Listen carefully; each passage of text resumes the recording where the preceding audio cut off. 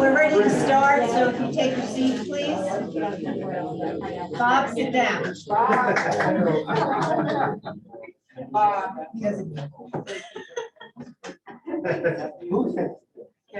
Good evening and welcome to the League of Women Voters of the Hamptons, Shelter Island, and the North Fork 14th Annual State of the Town. The League of Women Voters is a nonpartisan organization, encourages the informed and active participation of citizens in government and its public policy through education and advocacy. It is political in that we take action on public policy positions established through member study and agreement. Importantly, the League does not support or oppose any political party or candidate. It is in fact the cornerstone of our voter service efforts. As you may know, we took a hiatus from this program for the past 2 years because of COVID. And with more COVID issues still hanging over us, you know, like Charlie Brown's anxieties, we thought we would take advantage of the library's largesse and bring the program here. It's just that poor Gerry won't get any lunch this time. But wait till next year. Before I forget, let's give it up for the library here, which you can see is bursting at the seams.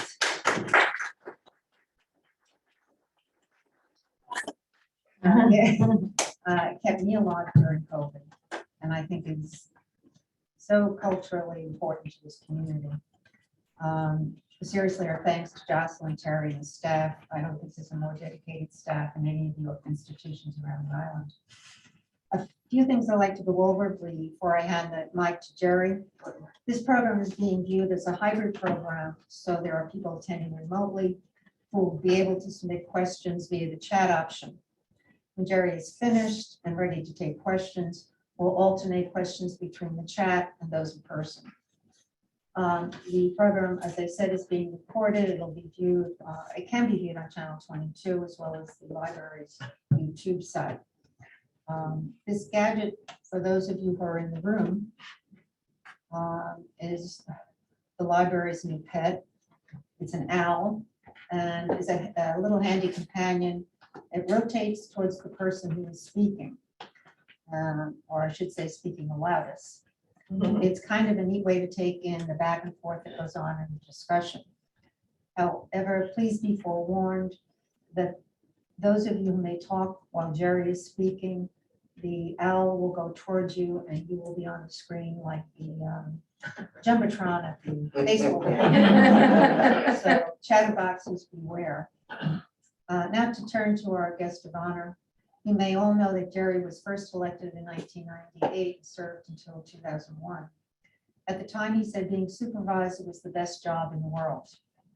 Now, after his third term, we'll find out if he still feels the same way.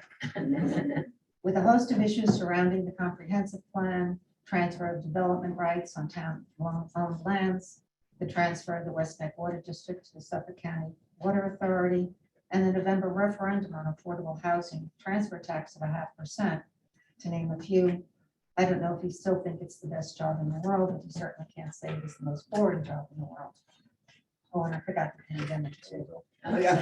Gerry had to face that. Please join me in welcoming Gerry.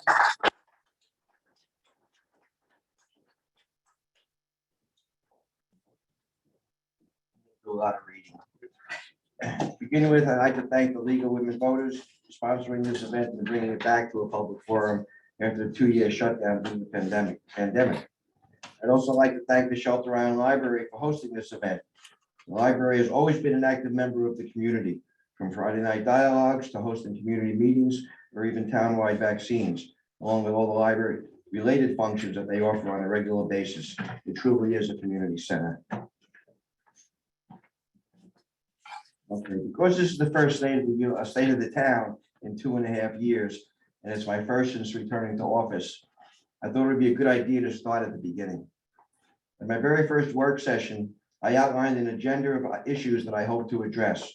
They included water issues townwide, community housing, ADA compliance, technology in town government, green options, and deer and tick management. Almost as soon as we got started, we were hit with the COVID-19 pandemic. I'm proud to say we never shut down town government. We immediately formed the emergency management team consisting of Police Chief Jim Reed, Deputy Supervisor Amber Brock Williams, and myself. We met daily, sometimes twice a day, contacting county and state agencies on a regular basis to stay informed and to implement the plan for the island. In addition, we met on a regular basis with Dr. Dolger from the school, Jack Tilburg from the EMS, all of our department heads, as well as both ferry companies. Based on these meetings, we took the following steps. Town employees worked from home when feasible. Town facilities were altered to make them safe for both employees and the public. Where programs were canceled, we tried to develop online or remote versions of various programs and use the furloughed staff in those areas. Although congregate meals were canceled, meals were delivered daily to our seniors and those in need. We organized volunteers to man the entrance of the IGA to ensure sanitizing, spacing, and masking protocols were adhered to. Town board held weekly COVID-19 informational meetings to ensure that the public was kept up to date on the town's COVID-19 response. Working with Stony Brook Southampton Hospital, Assemblyman Fred Thiel, Legislator Bridget Fleming, Dr. Brian Dolger, and Dr. Josh Potter, we were able to set up vaccination pods on the island, where we distributed close to 500 doses of both the first and second vaccines, as well as close to 500 booster shots. This was made possible only by the outpouring of volunteers, once again showing how our community rises to the occasion. With all of this going on, we were able to keep town business moving forward. We hired a new town engineer, a new town attorney, a code enforcement officer, and an administrative assistant to the supervisor and town board. All of these hires have proven to be very positive and are already helping to improve not only day-to-day operations, but also our long-range planning. We also hired Kevin Lemanski as the town's information technology coordinator. There are many areas he is working on, including enhancements in communication, access of records, employee technology support, and shared record storage, to name a few. As the world becomes more technologically driven, we will continue to add personnel as needed to support both community needs as well as the town's internal needs. We also addressed the governor's mandate to implement a task force to make recommendations regarding police reform. We listened to input from the public and adopted a police reform policy that we presented to the state. Certain recommendations have already been put in place, including dash cams for police cars and the hiring of a female officer. We also are looking into offering Spanish language courses for all of our officers. We are actively working on ADA compliance in town facilities, something that we started to discuss the first time I was in office. We had all town buildings evaluated and began with minor corrections that we can do ourselves in-house. We also budgeted $50,000 to bring the design work to make the police station handicap accessible, and Justice Court will be the next one we address. In order to become more green, the town purchased electric vehicles for the building department and the traffic control officers, in addition to ordering a second one for the building department. Our Green Options Committee is actively looking at the solar power at various town locations. The Deer and Tick Committee is continuing to work on deer management issues, meeting on a regular basis. Money was also budgeted to update the comprehensive plan, and that process is ongoing. Another new item in the budget was the addition of a paid EMT for our ambulance company. Because of retirements, lack of credentialed volunteers, and the loss of members who couldn't afford to live here, we allocated $132,000 for paid EMT coverage, 12 hours a day, 7 days a week. We are currently working with Stony Brook Southampton Hospital to staff that position. The two largest and most critical items that the town board has committed to are currently being addressed: water and housing. They are both issues that have been talked about since before I was first elected almost 25 years ago. Because of the retirement of John Hallman as the operating manager of the West Neck water system, the town needed to find someone to run the system. The West Neck Water Board developed a plan to bring in a manager and supplement him with part-time employees. In order to explore all options, the town invited Suffolk County Water Authority to make a presentation regarding operating the system for us. Both plans included day-to-day management as well as much-needed overhaul of the system. After entering into a 6-month contract with the Suffolk County Water Authority to operate the system, the town negotiated and is ready to sign a 40-year lease agreement. This agreement will ensure that the water system is run efficiently and up to county health department standards. The agreement is specific to West Neck Water System, but it does give the Suffolk County Water Authority a second presence on Shelter Island, the first being Deering Harbor. The second major water project we are working on is addressing the quality of water in the center of town, most specifically nitrates. The town commissioned Lombardo Associates, an engineering firm, to best identify and design a municipal wastewater treatment program to address the nitrate problem, as well as the mitigation of future contaminants in our aquifer. According to our town engineer, scope of this project has the potential to be the equivalent, to remove the equivalent nitrogen of up to 150 individual systems. As most everyone recognizes, there's a housing crisis. Recurring topics around town are concerns for the quality of life on Shelter Island and maintaining our sense of community.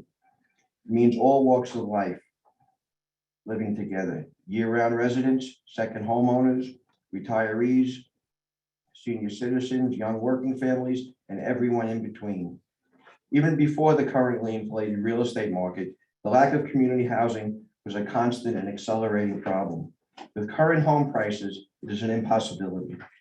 The town is committed to address this head-on, and we are actively working to adopt a transfer of development rights policy that will allow the town to take the development rights from preserved land and use those rights to build community housing on a different parcel of land. Our Community Housing Board, along with the recently formed Community Housing Fund Advisory Board, are currently reaching out to inform the community of the need for housing, as well as working with consultants on a housing plan. This plan will be finalized with public input over the months to come. Before I open up the questions, I'd like to say that the main reason I got back into town government was to address the two key issues of water and housing. And I want to say that the current town board is doing everything in our power to address these issues and to preserve the sense of community on Shelter Island. And with that, I'll open it up.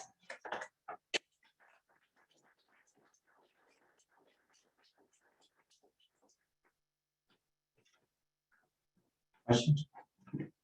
No questions? That can't be. Ask the question. So, as to one of your last points, you are trying to find a way for the town to utilize preserved land in any way that. No, that's no. I'm referring to Manwaring Road, I'm referring to your broader point. which we're looking at the criteria in the CPF to see what the restrictions are on lands and how they can be used. One of the things, Erica, is the CPF is a community preservation fund, not a land preservation fund. And one of the main pieces of that is aquifer protection.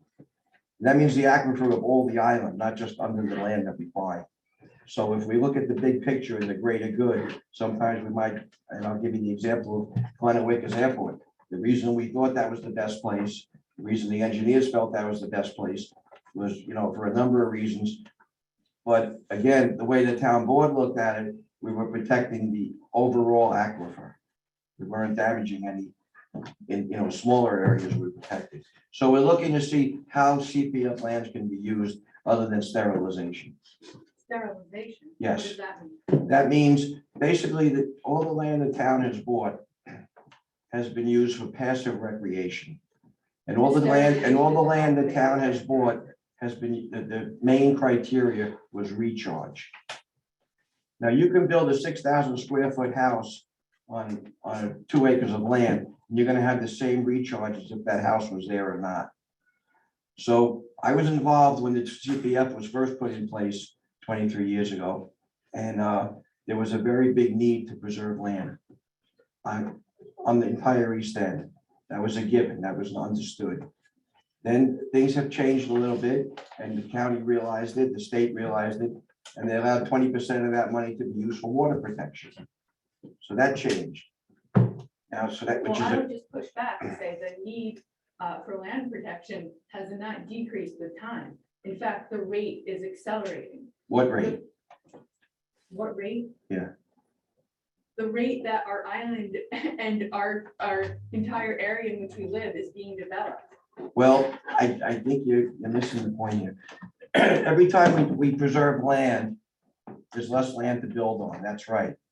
But that also means everyone's property value goes up because there's less land to build on. And that means affordable housing goes out the window. Can I interrupt for a second? I've just got a request on the chat that people were asking questions, if you would identify yourselves. There's some, thank you. Okay. So that's, you know, where we are with, so, okay, just to get back to it, preserve land, we did a fine job. Over a third of the island is preserved. Water quality issues have been addressed through the CPF. That's great. Now, the next step is this referendum in November for 0.5% for housing, which will be involved in that also. Because at the expense of housing, we preserved a tremendous amount of land. Can I ask a question? Sure. I heard Fred Thiel say that a town, although not obligated, should have a plan in place before the referendum. And I think it's kind of obvious, you know, we want to know what we're voting for Right. and how the town's going. Is that going to happen? Absolutely. Good. The other towns were misinformed that the plan had to be in place before the referendum. And our town attorney, you know, advised them that's not what the law says. But we, as a group, the East End supervisors and mayors all decided it's very important to have the plan before the referendum. So our housing group is in the process of putting that plan together. That's great. Charlie? Yeah. I have a. Charlie Galuccio. Charlie. Charlie Lucia. Identify for you. How you doing? My question is, you're saying there's a lot of nitrates up in the center of town, Yes, is that correct? yes. Well, it's been like that for a long time.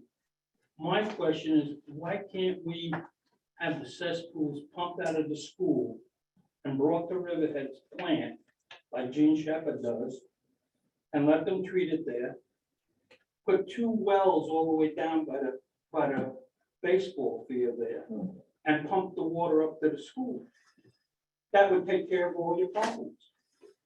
In your opinion, we hired an engineering firm, Charlie. I've been here all my life. We put a request for proposals out to engineers. We picked the town picked, before I was here, the way they felt was the best engineering company to do it. And this is their proposal that makes the best sense. I don't think it would be cost effective to try to ship waste off the island. Well, I only have to do it once a month. You don't have to do it a lot. I think it's easy to do. And to put it by us, especially Chris, I'm older now, I don't care that much. But Chris, I do care about. And to devalue his house, after he works so hard, gets up at 6 o'clock, gets out there to work, don't get back until dark, and then you're gonna put this plant next to him? Have you ever Okay. smelled one of those First of plants? all, it's not a plant. All you're gonna see is a shed, a 12 by 12 shed. Everything is underground. But then Second you're of gonna all- start looking it up to other people. It's still gonna be a 12 by 12 shed, and it's still gonna be underground. And the water going into the ground will be cleaner than the water coming out of Chris's Well, I'm house gonna right give you the now. first cup, you can drink it. How's I that? didn't say it was potable. I said it'll be cleaner than what's there Let me now. tell you. The other we option had with that one in land, Florida, and this we was a had to big get rid of it. decision we had to make, was we had that land specifically targeted for 4 affordable houses.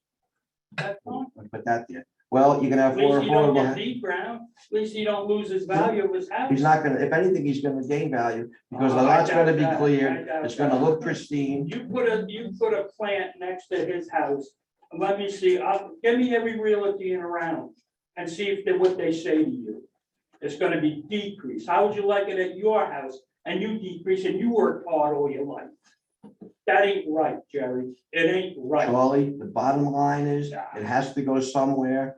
We wanted to do it at the airfield, which had the least neighbors around it, Yeah, but which you had got the most fresh land to farm do there it. and everything. And obviously, the town people didn't want to do it there. No, who would want to do it there? You got fresh pond, Lily Pond, you're close to water, and just engineered it. Charlie, we can go back and forth. I'm not gonna argue with you. The engineers have, and you're welcome to look at the study, that it's not gonna do anything to the aquifer.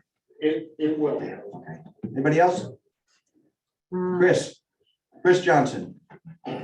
You answered my question. I didn't, I really came here to find out what size.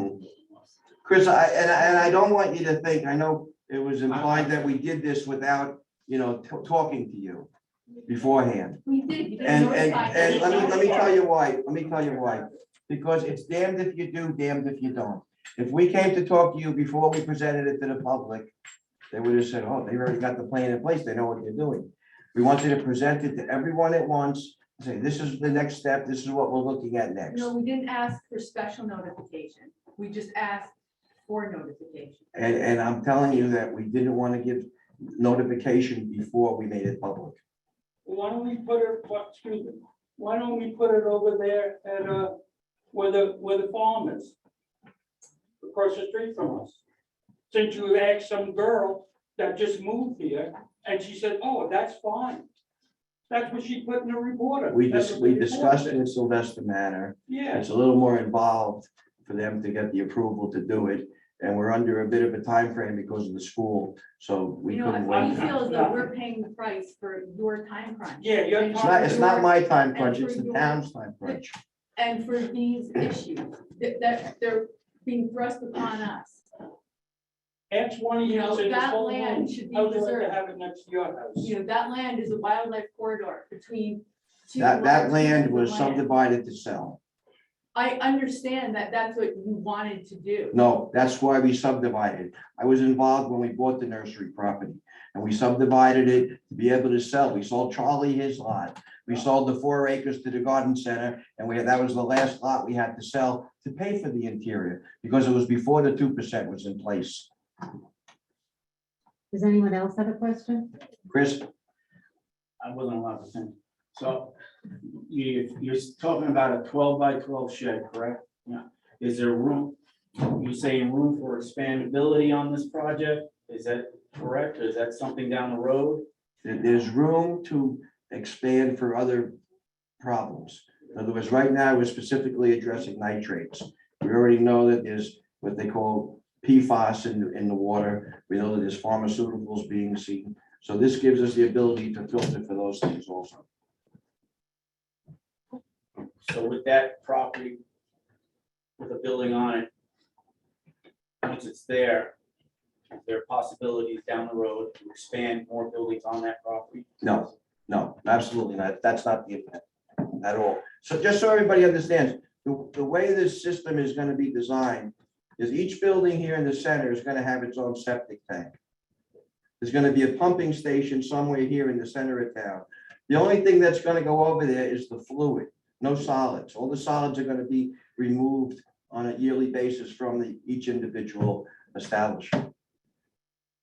So wouldn't it be easier to have it pumped and brought to Riverhead where they can treat it and No, take care of it once no. a year? Why are we bothering with the school? Why is the town getting involved with the school? Because the town and the school are all the same, Charlie. Whether you pay your taxes to the town or the school, you're paying your taxes. Well, I understand that the school had they're ready to go forward with something The else. school had a plan for $1 million project that would only address nitrates, nothing else. The school also learned from the company that they were dealing with that they've never done a job this big. They really didn't do commercial place, and they weren't sure how it was gonna work. So we felt, the town board felt that we're all one island, we're all paying, whether we pay the taxes here or there, we're paying the taxes. Let's do the project, do it once and do it right. Rather than address just nitrates, and the cost of this town, to the school would have been well over $50,000 a year just to maintain it. Let's look at the big picture and address any possible pollutants in the future. So besides the firm that you hired, how many other firms did you get input from? That the way you do it is, Do you want to maybe reserve the engineering questions for the end, and I can Okay. address them all? all right, thank you. All right, let's do that. Joe Finora is here, our engineer, and any engineering questions, I'll let him answer specific, because I'll give an answer that I don't know. You Bob had a understand. question? Bob? Bob? Yeah, Bob, what side? we'll go to something easy, housing. In your vision, your future vision of community housing, who exactly do you see living in those houses? I see different houses for different segments. I see some home ownership for hopefully for young families that can stay here, just like we did on Bowditch Road. I see rentals for anyone that needs a place to live, whether it's young families, individuals, or senior citizens. So I see pretty much everybody, and those, you know. You don't see it as a way to feed the EMT or the. fire Well, department. you hope, I mean, you hope that kind of feeds into itself. With the Bowditch Road project, we had 6 houses, fire department members, ambulance members, ferry captains, you know, all aspects of the town they were involved in. So we hope that that, you know, plays into it. We have looked at putting a criteria together for a potential lottery, but with the fair housing laws, we don't know if we can do that. You know, we stress that there is a nationwide housing problem, but right now we want to address our housing problem. The people that can't afford to stay here, the people that had to leave, you know, the people that work here and can't live here. So we want to address that first, and then, you know, maybe open it up. But, and again, you know, we thought we could do it with a lottery with criteria. If you live on Shelter Island, you get a point. If you work on Shelter Island, you get a point. If you're a volunteer, you get 2 points. If you're a veteran, you get a point.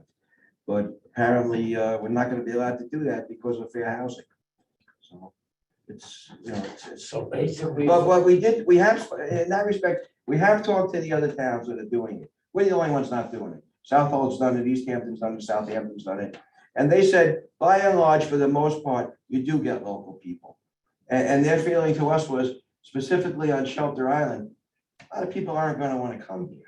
You know, it's not, you know, they're not gonna come here just for housing, because then they gotta find a place to work. They're gonna have to travel to go to work. So it's an issue, but hopefully not as contentious as we think it could be. Thank you. Yes, sir. How are you gonna, Yeah. Steve Kohler, how are you gonna maintain it as affordable housing, especially the ones that are sold? Right, So you don't have yes, a situation like you had at Bowditch. yes. Where they won a lottery and 10 years later, they all collect. Okay, okay. $400,000. I'll answer that. Let me talk to Bowditch Road first. Bowditch Road, 6 families lived there for 25 years. Each one of them for 25 years. They raised their families there. They're still here. Like I said, they've all been involved in the community. They work here. The first home was sold 25 years later for a lot of money. I'm not gonna lie, for a lot of money. But the restrictions on those houses were the first 10 years, there was a limit on what they could sell them for. Because of that, and because of talking with the other towns, we're looking at a couple of things. One is we're gonna try to build on town land. So the town will give a land lease to either the owners or whoever, you know, runs the rental unit. So that'll keep it affordable in that respect when they sell. We're also gonna put a cap on how much they can, you know, accrue and, you know, in their investment. The other thing we learned from East Hampton was when you buy an affordable house, there's limits to what you can do to that house. Can't put a swimming pool in, can't put an addition on, has to stay in the affordable market. So when they sell, they will have equity in it, but they'll have the equity in the house that they have, not in the land. And But when they sell, the new buyer can do what he wants. no, it's gonna, those houses, no, that's part of the agreement. It's gonna always stay in the housing market, in the fair house, in the affordable community housing. That's been a big issue, and again, the other towns have been able to address it. We're learning from them, rather than trying to reinvent the wheel. Can I ask a question? Sure. I'm sorry, Marty. If the referendum, for whatever reason, doesn't pass, I think I understood Fred Thiel said also that you can have another crack at it. I'm just curious if the referendum doesn't pass, can the town proceed with this? We're gonna program? proceed with it. We have the plan, we will have the plan in place. We will have the transfer of development rights in place. We will proceed housing just as, you know, we've been trying to do. We just won't have that added income to do it with. Yeah, so you, in other words, you have other sources of funding. Well, we hope so. Marty? Martin Levenstein. There's a great emphasis on building new housing for affordable housing. What about providing incentives for people to build accessory housing? Or, for instance, I know of 2 homes where people have passed on and the families are just, they're empty at the moment. Yeah, And maybe if there was an incentive of some sort, that's they a would great question, Mike. allow them for rental. Yeah, what the housing board is looking at now, I don't know if you remember the governor, she put in a plan for ADUs, accessory dwelling units. And the intent was good, but she was crazy the way she did it. She took any home rule away. Said, everybody has to do this, everybody. And it's, nobody was gonna, no individual municipality would go for that. So what we're looking at is the ADUs. We have something in place for it. Unfortunately, the way it was written up was that it's not for accessory units on their own. It's for, something that's already there. You can't build a new one. You can't. So one of the things we're talking about is for people that would like to do just what you said, have a 1-year amnesty to get it up to code. So it's, makes sense. It's legal to do it. Potentially look at some kind of property tax break for 5 years. Maybe, these are all thoughts, not, that maybe that would be an incentive. And the third thing I would suggest as an incentive was a grant for an IA system. They'd be eligible to put an IA system in with a full grant. So we're looking at all those things. We're also looking at how do we change the town attorney's looking at how do we change it? So, because we have 2 people that would like to put an accessory apartment up right now on a small piece of property, but it's not in the code. We can't do it. So we're addressing those things. The other thing that, again, that you brought up that I've thought long and hard about, but until we have a real plan in place and quite honestly find some benefactors, there are people that have their homes that have no family.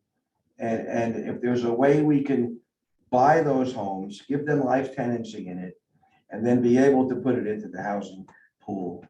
Again, that's something we hope that the housing board will put the plan, some way we can at least, look into it. So that we're trying to be creative. We read these things that, well, you want to build, what was it? We want to build Co-op City or Left Rack City. I mean, that's nonsense.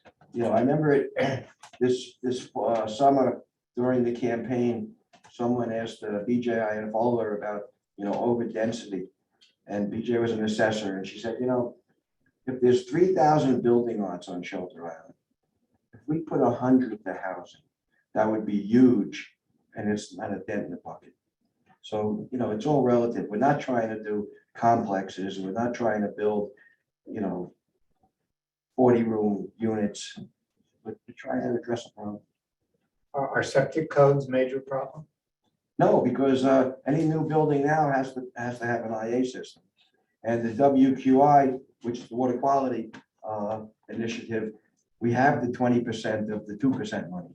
So that's where we get the grants from to put these systems in. So again, just as we're addressing, well, right now we're addressing West Neck Water with Suffolk County Water Authority. We're also addressing, the nitrate problem with this potential wastewater project. So we're trying to address, and they're all related. So we're trying to address everything, how are they going to affect each other? Thank you. I can't believe there's no more questions. Valerie Levenstein. These issues you just discussed are amazing, deep, and a lot of work and trouble for everybody to consider, and I appreciate that. But I'm going to just go back to plain old quality of life issues, which is the amount of construction that goes on. Right where I live, there's a property that is many acres that was completely cleared over a week of constant noise and enormous trucks, and they even built an access road, temporary, but an access road right onto Cartwright, which caused, traffic problems, dangerous act. And I read in the paper in one of the letters to the editor, and I wasn't aware. I understand that there is you can't have what kind of music, what's the Amplified. and no amplified music, Yeah. but you can make noise, Yeah. construction Right. noise 24/7. I didn't realize it was that, but I have personally complained to lawn services that come really early or stay really late. I understand everybody has a lot of work to do, but it's just like helicopters. It is constant, Right. constant noise Mhm. and goes, unless you complain directly. Right. It's happening, and I think that that needs to be, the town needs to Mhm. sort of consider Yeah. some restrictions. Mhm. It has been brought up. It's, actually Councilman Colligan brought it up. I did, please, Chip, we have enough on our plate right now. Yeah. Let's wait till after the summer. It's Yeah. something that we're gonna attack in the fall, though. Because I agree with you, it is a quality of life issue. It's the single largest complaint I get from the beach. Yeah.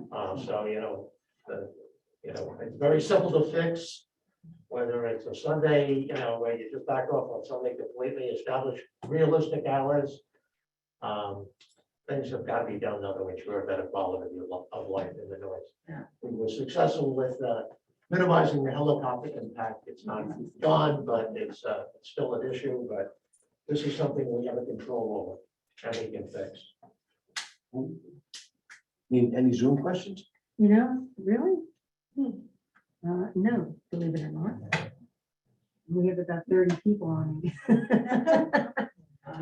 The silent majority we have here. No. Jerry, the most dramatic construction, of course, is the hotels. Mhm. And what kind of impact and how do you think you're going to have to deal with this for your vision of the island?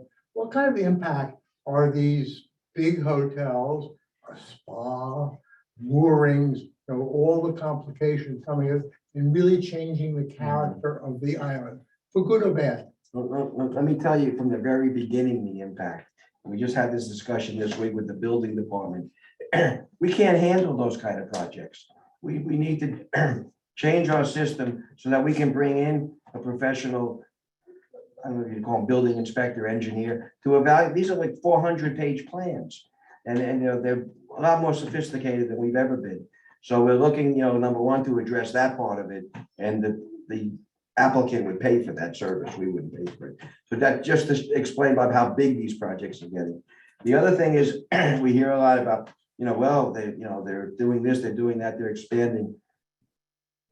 As long as they're, and I've tried to explain this to some neighbors, as long as they're doing everything within the code, as long as they're not breaking any rules, then they're entitled to do business. These people, just like people are spending ridiculous amounts on houses, the businesses are a tremendous price right now. So whoever buys the business has to pay off the loan, pay to renovate, pay to operate and make a living from it. So as long as they're doing everything within their power or within the town's, legislation, that's fine. We're very aware we're going to be watching everybody this summer. The Heights has been quiet for 4 or 5 years because the Chica was closed. The Fridwood's been closed. They're going to change. I mean, the nature of the business is going to change, and there's nothing we can do about that. The Rams Head Inn is, the question is, are they changing their business, or are they just going to try to attract more business? Is it in addition to what they do, or is it? So it's just something we're very aware of. We're going to watch it, and again, I mean, if we can't address it within the code, if they're not breaking the law, there's nothing we can do, except ask them to be good neighbors. But that's going to have real impact on the two things you've been talking about, housing and water. It is. Well, they're all businesses other than the bank, which is going to be a restaurant. They're all pre-existing businesses. So they've done business, they've used water, they've staffed their house, they housed their staffs. So it's, and that's a whole nother problem is housing for the businesses. That we're not even really addressing that in our housing plan, so far, So it's there's a lot of changes going on and, we're trying to, walk through them and not, run. That kind of seems a little defeatist. I mean, what can I do? Well, what can I do? I mean, they're legitimate businesses. They haven't changed the nature of the business. They're trying to do more business. That's the American way. I mean, if they doubled the size of the building, no, you can't do that. Or if they tried to, put in, occupancy of 500 instead of the 100 they're allowed. You can't do that. But, if they can do what they're allowed to do, and quite honestly, there's a need for these businesses. I mean, again, the nature of Shelter Island has changed. A lot of us came here because it was sleepy and it was quiet and you got involved in the community. And now there's a lot of people, they want to go out to dinner. They want to spend a couple $100s a night. They want to, my next door neighbor, when I first moved here, said to me, if there's a business on Shelter Island that's successful, there's a need for it. It's here. You're not going to find something that, doesn't. So if these, grand changes don't work, the businesses won't stay here. They won't be here. And if it works, you'll be the supervisor of Las Vegas. I don't think Shelter Island will ever get to that point. And again, that all goes to zoning. It's as strong as the zoning laws you have. And the majority of these businesses are pre-existing non-conforming businesses, which I can never understand, quite honestly, how when they created zoning, they left out the biggest restaurant and hotels on the island from the business district, but they did, And they have to adhere to that because of the. Has the town board considered, because I know it's come up in the past, the clear cutting on property? I know other towns have limitations on how many trees you can take down. And it just really bothers me that somebody decimates an entire field and puts up a house. And I would like the town to look into what possibility is to restrict people from just clear cutting an entire acre or whatever. I think Vermont has some restrictions. I think, Kat, that's something, I don't know if we have in the past, we should charge the CAC or the Green Options Committee to look into it. As a local law. To look into, the recommendations, the need. I mean, quite honestly, I'm a big believer in property rights.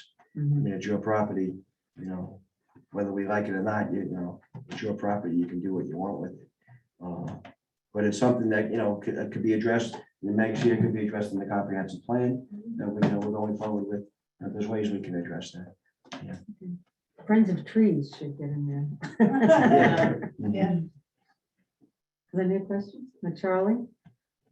I want to ask about the impact of getting off the North Ferry. Hotels that are going to be big.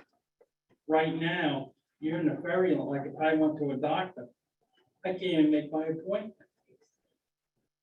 But what's the solution, Charlie? Don't allow the businesses? No. The only solution that can be done, we went up with the ferry rates, is that correct? We didn't, the ferry company did. Yes, you approved. No, we had no say in it, the county approves The it. county, whatever, right? When you live on Shelter Island, you've got say. Now, what I'm saying is, if people trying to get over here in the morning, they're all the way down to 7-Eleven. But when you try to go back, right, it's going down to the dory.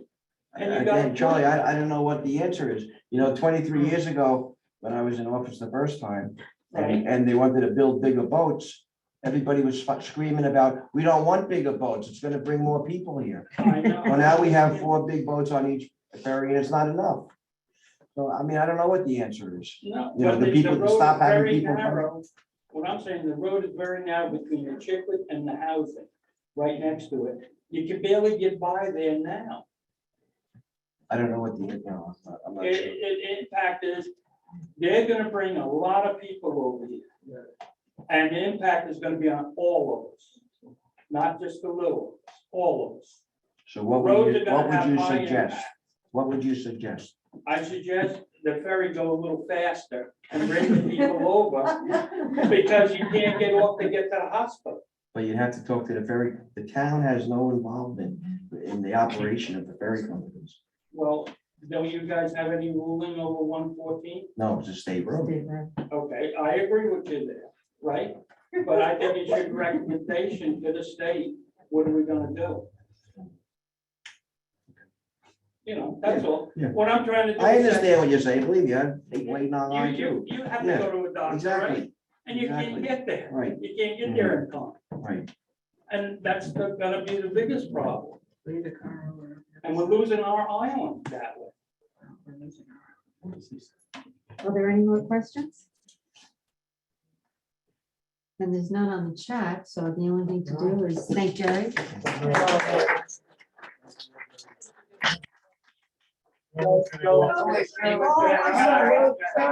Sorry. This is Okay. our Joe Finora is our town engineer. He took over for John Cronin, which were very big shoes to fill.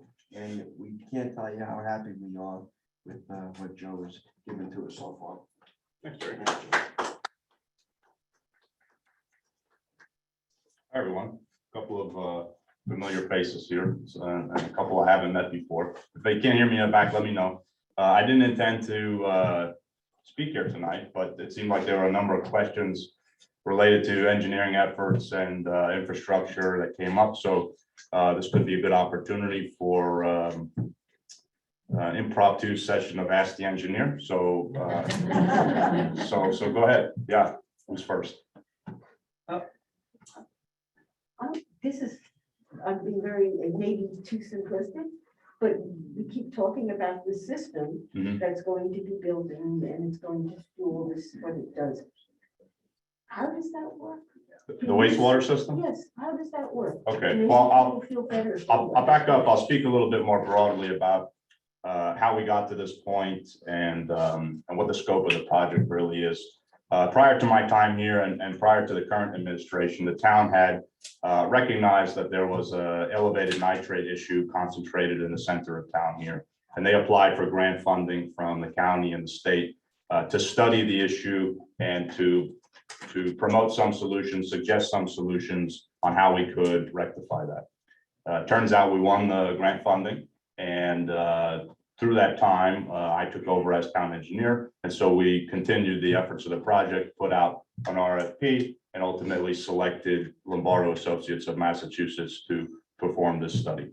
The RFP was broadcasted and advertised publicly. We engaged regular contacts for local engineering firms as well. We received, I think, a total of 3 bids and 2 others declined to bid. And that's how we ultimately landed on Lombardo Associates. They have an extensive record of doing projects of similar nature, not only in the region, but also on Long Island and most specifically in Suffolk County. The reason Suffolk County is so particularly important is that these wastewater regulations and approvals all stem through the Suffolk County Department of Health. And so having a consultant that's seasoned in our area and has solid experience with the primary regulator was of the utmost importance. In any case, once they started the work, the analysis showed that all of the municipal buildings that we use here in the center of town, that being the school, the library, the fire department, the Legion Hall, Town Hall, and the residence that's owned by the town next to Town Hall, they all have what we consider non-conforming septic systems. In fact, many of them have the original systems for the building. They're as antiquated as the buildings are themselves. Many of them are block cesspools. Some of them have upgraded to septic type systems, but essentially there's no treatment in terms of nitrogen reduction, phosphorus reduction, pharmaceuticals. You're just removing the solids like you would at your home in a septic tank, and then the rest of the fluids leach out into the surrounding soils.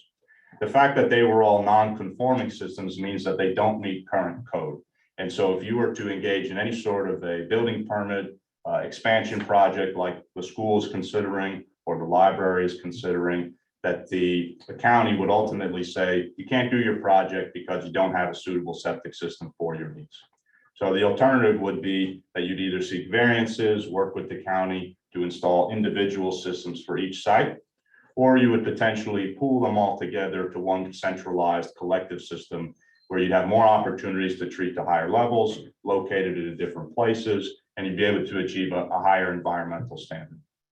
That's happening already with this regulation problem. The school had an antiquated system. They had plans to put in their own individual system to the tune of about $1 million. And as an individual, you don't have the same economies of scale, both from the cost and from the treatment. So the school system that they were pursuing was going to cost about $1 million. And it was really going to be geared only towards reducing nitrogen, sort of a one-trick pony. Although that is very important, with that kind of investment, you want to make sure that you're looking at the long-term impacts of such a cost. The library now, for instance, the second building just across the street is looking at its own next phase, long-term plan. They would be then considering another septic system to replace this one. We don't know what the cost of that would be, but we know that with the school as a reference, $1 million, this would be a costly system as well.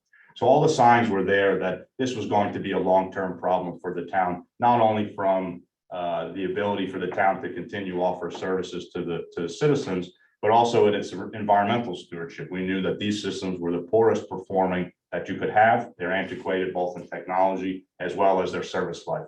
The school system, for instance, was warranted to be changed, not because of a change in regulation or an expansion, but because that they were failing. And so that's ultimately the schedule driver. The critical path is that the school had failing systems. They need to get a replacement system in the ground, but we know that it makes the most sense now to pool all of these into a centralized system. It's the most cost effective, and it offers us the ability to enhance the environmental impact or reduce the negative impact as much as possible. Gerry mentioned a statistic in his speech this afternoon that the combined impact of this centralized system, just in nitrogen, we're not talking about any other ability to remove pharmaceuticals or other emerging contaminants, just in nitrogen, if we implement this system, we'd have the same equivalent impact of about 150 residential IA systems. And so when we talk about improving the overall health of the aquifer, improving the water quality for all of the groundwater users, because 90% of the island relies on groundwater for drinking water, that's a huge impact.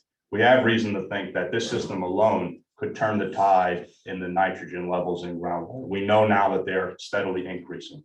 That rate is hard to exactly calculate, but we know that it's increasing. We know it's been increasing for a long time. If we implement the system, we have reason to believe that we're going to turn the direction on that we would expect nitrogen levels, particularly in the center, to start going down. And that has an impact on the entire aquifer because we know that groundwater flow starts right here in the center. The circle right behind us is like the top of the groundwater mountain. Whatever we put in the ground there spreads in just about every direction, so it impacts the entire island. This is like ground zero on where to start for reducing nitrogen, not only in the center, but for the island in its complete. So Joe, give us how the system works for dummies. So, okay, right. So I didn't actually answer your question. I talked for 10 minutes, but I didn't answer the question. That was a good beginning, though. So how the system works is that on site you'd have the same type of septic containment that you have at your home now. So a tank where when you flush the toilet, everything goes into this tank, solids settle to the bottom, the liquid comes to the surface, and that's what leaves for treatment.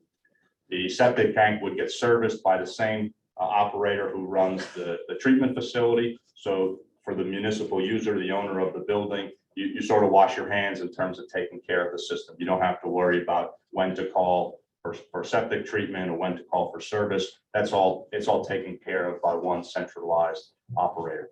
And then when we move all of the liquid to that same plant, because it's a centralized plant and the infrastructure is in place, we have the ability to customize the treatment mechanism. So right now we're targeting nitrates because that's of the highest priority.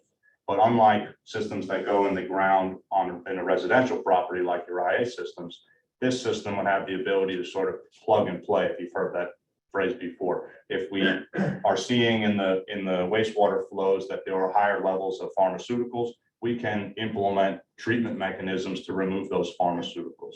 If we see that there's a higher levels of plastic contaminants or PFOs, PFOAs, which we know to be in our groundwater system now, we can implement treatment technologies to eliminate those. And so the whole concept of centralized treatment is that you are invested now for the long term, and you have the ability to respond as quickly as possible to what you learn to be the problem with your wastewater. And Joe, could you just kind of explain what it's going to look like?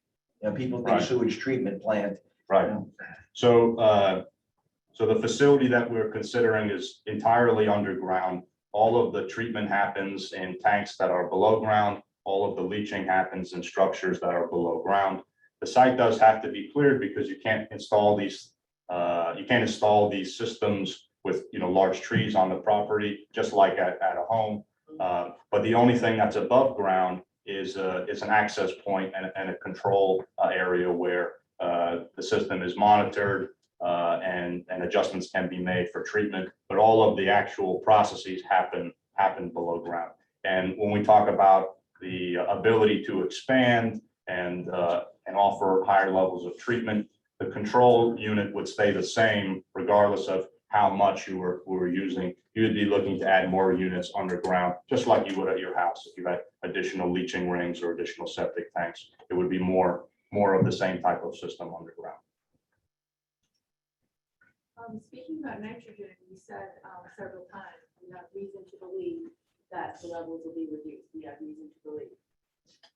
So can you clarify?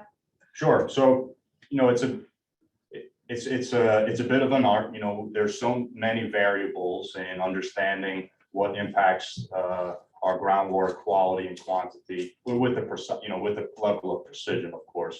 So I'm hearing that you don't know. No, I didn't say that. What I'm saying is that we know what our output is in nitrogen under the current system. We know how much water we use and how much waste we generate and where it goes and what level of nitrogen it contains when it goes in the ground. We also know when we use a system like what's proposed, what comes out of that system. And we know that the difference there is enough to change the total nitrogen that's in the groundwater of the full aquifer. So because you stated repeatedly, we have reason to believe. we do, yeah, because I'm saying it doesn't sound like you're fully confident. well, unfortunately, nothing in life is totally certain, but the math suggests that this is Okay, a so grand that's- slam. all right, it suggests. And then my other question is, I understand that you accepted the bid from, it's Lombardi Associates? Lombardo Associates, yep. Lombardo. Did you have input from other engineers? Yes. In Yes. terms of types of facilities? Types of facilities or types of Or proposals? Systems, plants, however you want to. I'm not sure I understand your question. We wouldn't expect anybody bidding on the project to make a recommendation for systems, but if you're asking, did we evaluate other proposals? Certainly. And we followed, the town has established procurement procedures But for certain types of work. We picked the most competitive bid and also the most qualified. okay, bidder. so but basically you're basing most of your, I listened to the work session a couple weeks ago where everyone was, bouncing their questions off of that person, Lombardo. Mhm. I'm saying he's your main resource for information. You're not independent, you didn't have anybody else to come to, evaluate the validity of what he's saying. Well, that's a big part of my job as well. If you're asking if we have a third-party engineer verifying the consulting engineer who verifies the town engineer, at this level of the project, that would be extremely atypical. So I wouldn't say that you would expect that we would have 3 layers of engineers to make a recommendation on this level of project. I don't expect that you'd ever have that for a project of this type and of this dollar value, but it is common practice for large infrastructure projects like the highways and skyscrapers that they hire a third-party engineer. But that's largely the function that I provide as the town engineer. Well, for instance, when people are asking questions like, does it smell? Does it make, we're listening to, who appeared to be a very slick sort of salesman respond and give us his answers. But of course, he's selling this project. This is, he has the economic incentive to give the nice answer. So that's kind of what I mean. I think that you're maybe conflating some of the incentive that he has to sell the project, the technology that he is making a recommendation on is not something that he benefits from financially. He's paid to be a consulting engineer, and as a professional engineer, he's making a recommendation to solve the problems that we've tasked him with. His firm is not associated with the construction, the development, or the implementation of any of these technologies. So there's no financial incentive in what happens after the recommendation. But I mean, of course there is, because, if he's an engineer selling a system and he's giving me, saying that it does have negative impacts. Of course, that's I don't agree with you that he's selling any system. That's not a fair assessment. He's making a recommendation on the best ways to solve the technological problem that we posed to him. And we rely on the town board and community input to help us value, what are those other evaluation criteria?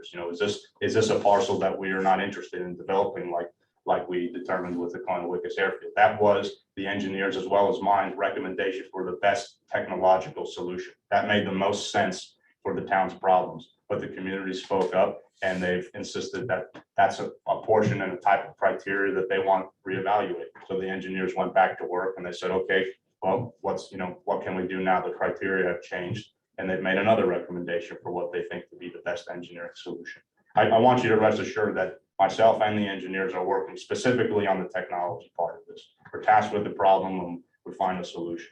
And the other aspects of this in terms of procedure, notification, and how this impacts the town's larger plan, that's for other community members to provide input. That's what the town board and the elected officials play a role. But the assertion that there's some sort of a salesman happening in there, that couldn't be further from the truth. This is strictly science and math based. Maybe to make it clearer, I hope I don't make it worse, but the man who came from Lombardo Associates. Yeah. What, is his name Lombardo or is not? The representative that comes is P.O. Lombardo, but he's Okay. part of a larger firm. But he's not selling the system. No.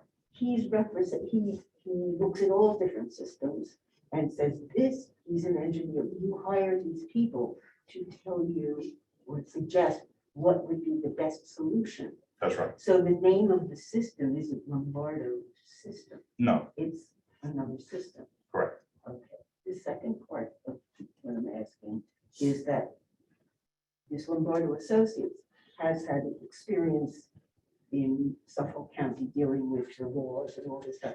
So what other town do you have, maybe again, to make people feel more Sure. comfortable? What other town has they worked with? Or have you gone to see something similar? Similar that they- systems that- utilizing the same technology designed by the same firm have been successfully implemented in Hampton Bays and Fire Island and 2 other locations on the Great South Bay, both in Suffolk County, 2 of which I visited personally. And did you smell No. it? Okay, see, okay. just wanted to know. Any other questions? Part per million when that comes out of the sewer plant into the treated, the water coming out of it going into the ground. We expect the incoming nitrogen to be potentially in triple digits, 90 milligrams per liter or higher, over 100. And we expect that the output will be less than 5, guaranteed to be 5 milligrams per liter. But previous performance of similar projects like we just discussed in Hampton Bays and Fire Island have resulted in 3. Now, my other question is, since Mr. Binder put up all them here building big cesspools, and then you're gonna put another 5% into the ground, how do you think I'm gonna drink the water, or Chris? Well, part of this project, and that's the phase we're in very deeply now, is analyzing the impact to the adjacent areas. And what's very important, critically important to this, is understanding what the hyperlocal groundwater flow patterns are like, what the hyperlocal existing groundwater quality is. And I will tell you that so far, we have indicated that the groundwater flow does not spread in any direction to the north or to the south of that lot. It goes directly across the street into Sylvester Manor. So I would say it's a safe bet that if there are current groundwater quality issues, that they are coming from existing neighbors that are further up in 114. And this information is part of our due diligence now, and it's a big part of the analysis that we're working on to understand what the groundwater impacts are, if any, to the site that we ultimately recommend. I mean, Chris, I'm only from that thing 300 feet to your where you're gonna put this thing. My well, and then his well is even closer. Well, I will Now, tell you're you, gonna I will tell you just 5% as a point of reference, the county allows installations like this to be just a minimum of I don't care 100. about the county. I'm just letting you know as a Yeah, point of the county reference. ain't You know? drinking, I'm drinking the water, not the county. Yeah. And just for the record, I understand what you're saying, that he's not installing this system personally, but his bid has been accepted. He is currently working with you. So, He's working with us in the capacity as a designer. That's what I think maybe is a little bit confusing. right. He's not the he's been contractor hired- that, He's been hired and is working with the town. His bid was accepted. right. So his objectivity is slightly decreased when we're asking critical questions of him. I just don't know that I agree with that because he's not incentivized to say, you know, one thing or the other. He's incentivized to provide a solution. I could see if Bender didn't put up all of your houses. I could say, well, if you put it there, chances of us getting it real good. But we got nitrates coming into the ground from the cesspools, because they're not that cesspool that you're saying. Am I right or wrong? I actually been to put in, IA systems. No, Yes, he no, did. he did not. Yes, he I was did. right there. He did. When Yes, did he you do did. that? With the Both cottages, of he them. required the upgrade, the county required it for both the house and all the cottages. So he does have an advantage. He does have that, Yes, okay. But still it's going into the ground, right? at less than 10 milligrams per liter, as opposed to the. But then 90 he's to gonna 100. add another 5% that he thinks. He's not sure. He's an engineer. Okay. Kathy, do we have another couple minutes? Now, one more question? Hi, yeah, I'm curious about the development of empty properties in the center. I've heard that, for example, the former Feedy's and it has water issues. And that's part of why it's just there and empty. I mean, there's a lot of problems. No. It might have water issues, the same that everybody else in the center does with the nitrates, but that has So nothing that to do with won't why help. it's. Is there a question to you then, what can we do about these empty properties that are just sitting there? No, that's, you can't, excuse me, I have to say, that's his choice. Dan Calvin, he owns. So there's nothing. No, it's his choice, believe me, Schmidt's Estate, that's his choice, he doesn't. Well, he has we've a lot talked of about, rights, you know, what can we do? that's Can we, nothing. you know, can we put a vacancy tax? Can we Yeah. do different things? But again, it's, you know, we're trying not to Yeah, over legislate. yeah. Two things real quick. One is, Stephen Kiley is here tonight, also the town attorney. And maybe, Stephen, you might want to come up just to let everybody see who you are and if any quick questions. But before that, I just want to tell everybody that we've been very careful with COVID. We've been very, you know, cautious. It's still around. We closed the building department today because everybody in the building department is sick and it'll be closed for a week. So I just want everybody to pay attention, be aware that, you know, there still are issues.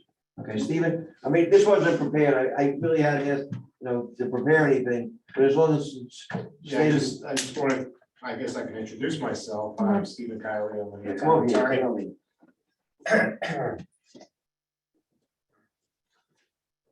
And contrary to public opinion, I don't bite. So, you know, and I believe in brevity, unlike Mr. Finora. So if there's any quick questions, I'll be more than happy. But otherwise, you can call me, email me, stop in and see me if you have any questions about any legislation that the town board is contemplating. Also, if you have any ideas for legislation, you know, I love to write law, so if you have some good ideas, I could try to sell it for you. So, but I don't know. Yep. Any question? I don't. Nice meeting everybody. Yeah, one of the raps on Shelter Island has always been the lack of enforcement.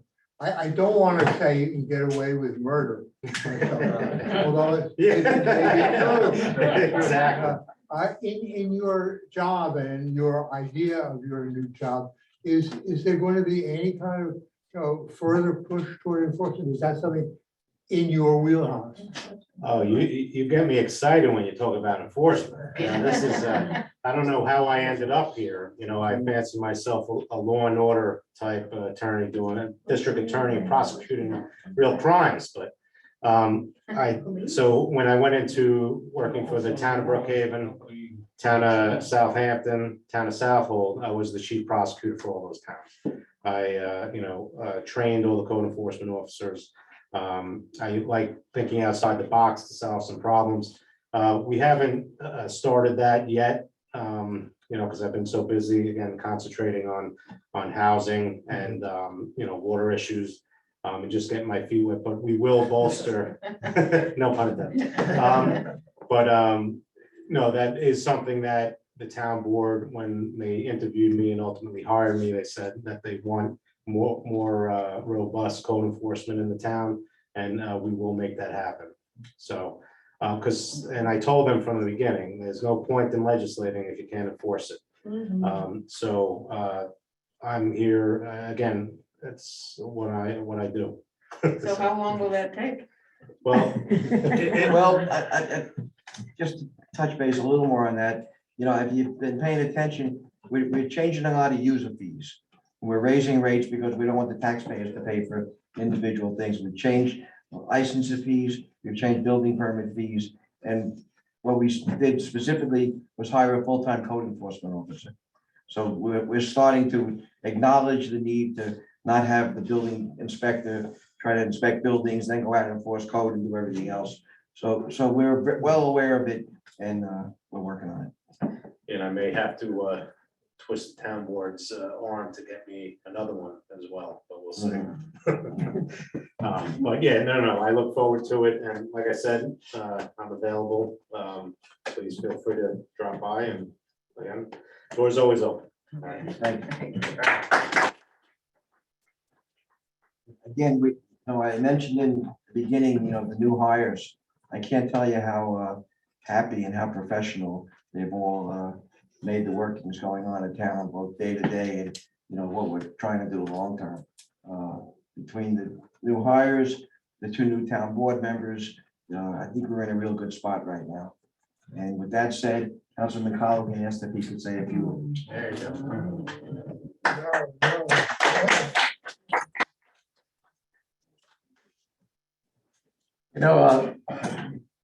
If everybody notices as you drive around town, there's a lot of change. But we're trying to do more with less. And one of the things we decided, and this was before Gerry became the supervisor, is to hire a part-time grants writer. And that's Jennifer Bassiano Hingham. She gets paid somewhere in the neighborhood of about $30,000 a year. And in the last 4 years, we've taken over $4 million of grant monies in. And here's kind of how we spent them, that $4 million. The projects we have a project at Fresh Pond. We know what causes the problem. We know how to fix it. It's a question of now fixing it. At municipal wastewater, we've had a study. You've had enough discussion about that. The Heights treatment plant, we have had a feasibility study. We need a second feasibility study on water flow there. We know how to fix that problem and how to correct that issue. Real Point is obviously, anybody who goes out to Real Point understands there's a constant issue of erosion on Real Point. We've spent, when I say we, Suffolk County residents have spent $1.3 million in the last 6 years on fixing it. Now it's an annual fix. Used to be every 10 years. We know how to fix it, but the Army Corps is going to come in order to be able to fund that. We need a massive amount of financial help. That's what the Army Corps can afford us to fix Real Point. Roads, you can see the roads are all torn up. About 5-6 years ago, when Cornell did their study, we got a score of 63 out of 100. 63 is right at the borderline of fair and good. 60 to 80 is good. Obviously, 80 to 100 is excellent. Anything below. We had 32 roads that fell below that were in poor or fair condition. All 32 roads have been fixed. Every year we go out, we do some major, we put some money in the budget. We do get some CHIPS money, which comes from the state, and we also get grant monies. Two people we have to, Laval and Field, have been amazing in terms of providing us money, $400,000 grants, 250, 150,000 a year. Every year we get money in to help fix our roads and maintain our roads. Our roads now would probably, the last score I saw on was 77. I believe once this paving is now done, we'll be over 80, which was a very good score. Ambulance. We rely on our EMS, brand new ambulance, not done in taxpayer money, but it's done through donations. A tremendous organization that raises a lot of money to make sure the equipment in the back of that ambulance is up to snuff. New bathrooms, Crescent Beach, we'll have a new trailer down there this month within a matter of weeks. A brand new trailer, and we're not going to be pumping that stuff into the water. It's into a holding tank and it's going to be, Charles, it's going to be taken off island, just like we do at Wade's Beach. And if you see the bathroom at Wade's Beach bathroom is a much improved ADA compliant. The one down at Crescent Beach will also be ADA compliant. So when I speak about ADA, we have regulations we have to follow. We have to have an ADA plan. We're working on the supervisor to develop an ADA plan for the town. That will take care of all the municipal buildings that we have. We currently are focused on police headquarters, and the next one on the list will be Justice Hall. They're the two oldest buildings that we have to date back into the late 1930s. We plan on, if you notice, we did the brick pointing there, with the roof, the windows. We've upgraded and we put a lot of money into that. And we did that through the selling of partially through the selling of the tower at the recycling center. Shell Beach, new low grinds. We've replaced 5 of them in the last 4 years. Senior Center, new generator. If you go into the senior center, you can see the new electronics, new IT equipment in there. We not only kept Dr. Potter, but we also brought in into our new physician. And we have we have what we think is a good facility there, and we're trying to make it even better. The recycling center, you notice the new roof, that's designed to protect our equipment. We're looking to possibly get solar up there to be able to run that equipment. We want it to be a true recycling center. You go by the basketball courts, it was all done by donated money. One individual, George, went out and raised that money, and somebody wrote a big check, and we resurfaced, relined, resealed, new backboards, new rims. The place looks really nice, all done by donations. Tennis courts, Fred Thiel came over and gave us a grant. Not only did he do the tennis courts, but he did a lot of improvements in the school, on security in the school and new lockers in the school. Community center, that's going to be, that's the Legion, or what we used to call the youth center. It's the community center. If you've been into that community center lately, you see it's a brand new facility, except for the front. So we're going to replace the steps and put in new ADA compliance, so people, if we move our voting out of the school into the community center, people can get in there safely. Have a new front door, the new overhang will be on the front. That will all be done after the 10K, because we have Memorial Day coming up in the 10K. But after that's done, it'll be a summer project that will be done. Joe is working, with the ferry companies as our town engineer on mitigating the problems of flooding. We talk about crucial times during storms where people have medical emergencies that need to get off island. That's an issue. That's a problem. So we're working with both ferry companies on that. We're working on some new monies to help fund those things in the future. So there's we are working on a new mitigation plan, which has really been developed, and a lot of it goes to Chief Reed and to the town engineers who've been working on that for the last several years. Having a mitigation plan, knowing where our problems are. We know where every road that traditionally floods from West Neck to Westmoreland to Ram Island Road. We have all those things. We just have to figure out how we're going to fix them, how we're going to elevate them. So these are all on the agenda. It's not like we're only about water and housing. We're about a lot of other things that go on in this town. There's not a thing that doesn't go by that doesn't come through town hall. But we have a great team in place. I'm very, very proud that you work with BJ and Meg. I think they're great additions. I think Christina is an amazing person, a very talented person. And with the existing people that we have, I think the future is bright for Shelter Island. And I'll tell you, I'll close on this. Working in politics at the local level is very, very difficult. It's very time consuming. Don't anybody think that when you run for councilman, that it's a 20-hour-a-week job. You're gonna, as my wife said,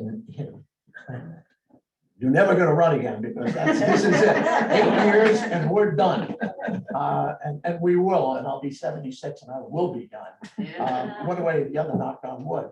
And I will say one thing about our supervisor. I mean, I worked for 3 different supervisors and all have been very good, but this man right here, the only thing I asked for, Gerry, is he bleeds blue and gray. I mean, his heart and soul is in this town. I believe in him. I think our town board believes in him. I think he puts an enormous amount of time into that office. He cares deeply about the community. And the only thing I would ask for when you're dealing with Gerry, and I know every week I pick up the paper and I see those articles in the paper, is that it's not like we don't make mistakes. We do. We're human. We obviously, heard your feedback from Clinton Whitney's Airport and reacted. Maybe not to the likes of people in the room, but it's one of those things that decency goes a long way, respect goes a long way.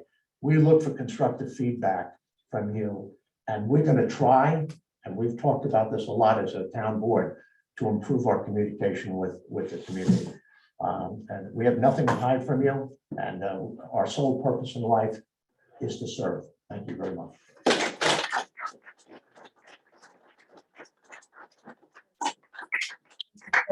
Thank you, Jim. Thank you, Joe. Megan, you want to say something? You're the only one. Thank you very much. I think it was very informative. Questions were asked and answered. On your way out, grab some cookies and some water. And thank you for collecting water. Did you say it was 30 on- Oh, Sorry. I'll turn off the recording. how many were on? How many times did you ask? Turn off the recording.